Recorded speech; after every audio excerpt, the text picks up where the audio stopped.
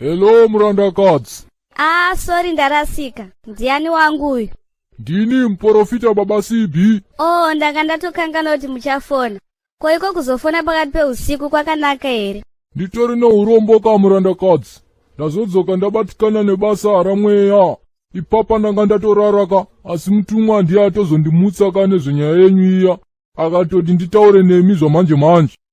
Ndanga ndatomirira madheti chete ekuti tiende kunotsanya kugomo. Ya, ndizvozvo chaizvo amai.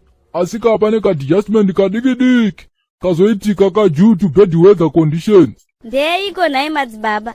Ndaitokumbira mundiitire tsiye nyoro. Nyaya yangu ifambiswe nekukasika. Musatye henyu ka amai. Wedenga ari kuziva nhaurwa yenyu, saka zvanga zvakamira sekudai so. Hameno, maonero angu ini ndisingazive kuti imi mungazozvigamuchirawo here madzimai. Enderera henyu madzibaba. Ndisingazive hangu. Zvaigona here kuti instead yekuenda kugomo kune Chando ichi, tanga ndaona hapo pasina kunyanyoshata tikaitira kumba kwangu. Hameno kuti munenge muchipaonawo sei ipapo. Nhai madzibaba, zvauya sei izvozvo?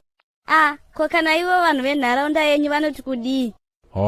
Musatombotya kani murandakadzi.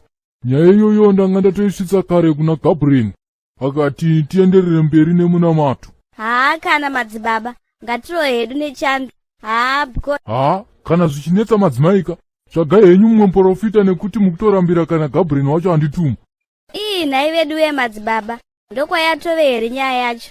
Okay, kana muri shuwa kuti ndiGabriel adaro hapana chakaipa. Saka zvomoitaka, monditumira ka location pa WhatsApp, then ndo yandozokutorai, because hazvite kuti mimi muye nemota yenyu ka vanhu vanozoiona makaipaka pamba pangu, makazofungira zvimwe.